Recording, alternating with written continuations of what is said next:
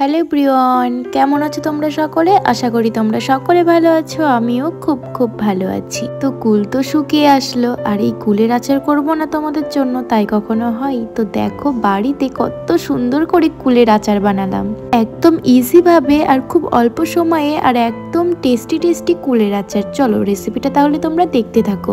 আশা করি রেসিপিটা তোমাদের সকলের ভালো লাগবে। ফার্স্টে কিন্তু আমি গ্যাসে ফ্রেশ একটা কড়াই বসিয়ে নিয়েছি। তারপরে দেখো কড়াইটা গরম হলে দিচ্ছি আমি এখানে সর্ষের তেল পরিমাণ মতো, দিয়ে ভালো করে একটু নাড়াচাড়া করে নিচ্ছি। এবারে তেলের মধ্যে ফোড়নের মধ্যে দিলাম শুকনো লঙ্কা, দুটো তেজপাতা, হালকা পরিমাণে একটু জিরে, একটু পাঁচ ফোড়ন, আর দিচ্ছি কুলের আচারের সব থেকে যেটা না দিলেই না, সর্ষে, দিয়ে একটু ভালো করে নাড়াচাড়া করে নিচ্ছি।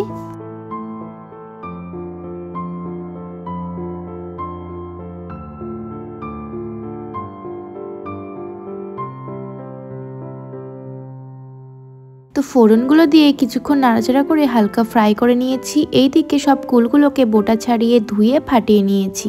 এবারে তেল আর ফোড়নের মধ্যে কুলগুলোকে আমি ঢেলে দেবো সব।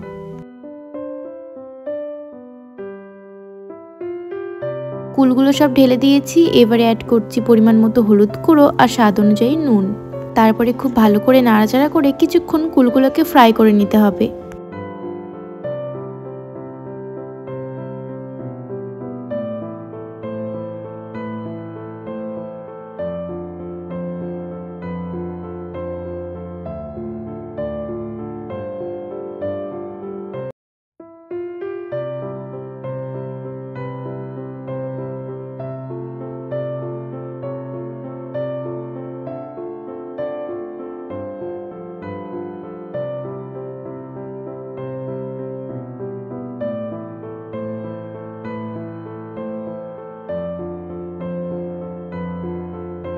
বেশ কিছুক্ষণ নাড়াচাড়া করে কুলগুলোকে ফ্রাই করে নিয়েছি। এবারে দেখো আখের গুড়টা দেওয়ার পালা। তো পরিমাণ মতো গুড়টা দিও, ঠিক যতটা পরিমাণে তোমরা আচারটা করবে আর কি কুলের।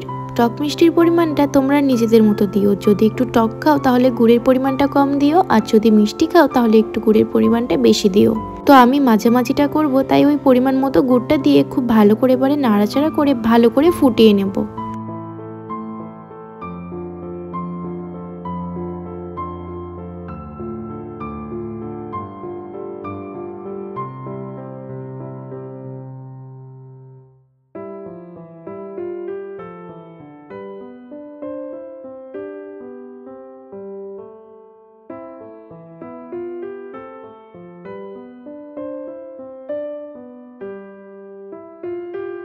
তো দেখো খুব ভালো করে এবারে ফুটিয়ে নিতে হবে। মোটামুটি কিন্তু অলরেডি ফুটে উঠেছে। তো এই যে কত সুন্দর ফুটছে, এইভাবে ফুটিয়ে ফুটিয়ে কিন্তু তৈরি করতে হবে, তাহলে কিন্তু খুব সুন্দর টেস্ট আসবে।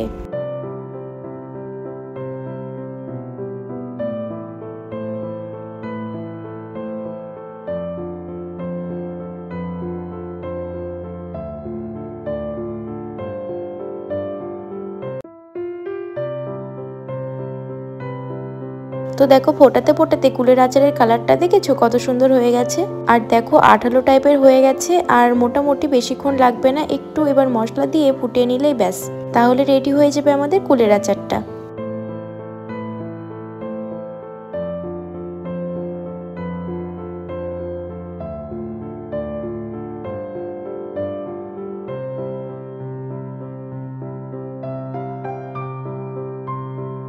তো এই যে মশলাটা আমি এবারে অ্যাড করব। মশলার মধ্যে আছে শুকনো লঙ্কা, তেজপাতা, জিরে, পাঁচ ফোড়ন, মেথি আর হালকা কালো জিরে, দিয়ে ভালো মতো ফ্রাই করে নিয়ে ঠান্ডা করে শিলে বেটে নিয়েছি।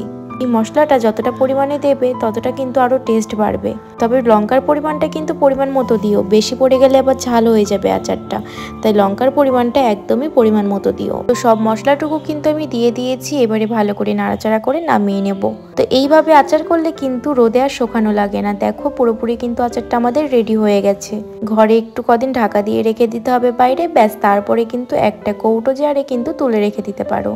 তো ফাইনালি আমার তো আচারটা রেডি। তোমাদের কেমন লাগলো ভিডিওটা অবশ্যই জানিও। তাই শুকনো কুল থাকতে থাকতে কিন্তু তোমরা অবশ্যই রেসিপিটা ট্রাই করো। আশা করি এই আচারটা তোমাদের সকলের ভালো লাগবে।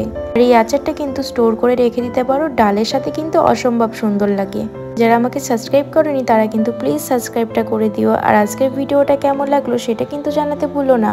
তো দেখো ফাইনালি কিন্তু আমার আচারটা রেডি হয়ে গেছে। এবারে এই আচারটাকে একটু টেস্ট করে দেখি। কি বলো তো, মুখরোচক খাবার তো একটু টেস্ট না করলে তো ভালোই লাগে না। সত্যি বলতে অসম্ভব সুন্দর হয়েছে। এবারে একটা জায়গাতে আমি এটাকে ঢেলে নিলাম। তো দেখো কেমন লাগছে ফাইনাল লুক আচারটার। সত্যি বলতে এত সুন্দর লাগছে, মনেই হচ্ছে যে কেনা আচার, তাই না? তো তোমাদের আমি একটা কথাই বলবো, অবশ্যই এইভাবে বানিয়ে দেখো, তাহলে দেখবে সত্যি খুব সুন্দর লাগবে। আর এই আচারটা কিন্তু রোদে দেওয়ারও প্রয়োজন নেই। এই যে আচারটা করলাম, এবারে 1 দিন কিংবা 2 দিন আমি নর্মালি ঢাকা দিয়ে রেখে দেবো, তারপরে কিন্তু একটা জারে তুলে নেব, তাহলে কিন্তু কিচ্ছু হবে না, রোদে দেওয়ারও প্রয়োজন নেই। আরও নতুন নতুন রেসিপি লাগলে অবশ্যই জানিও। আজকে এতটুকু, সকলে ভালো থেকো আর এইভাবে পাশে থেকো। টাটা।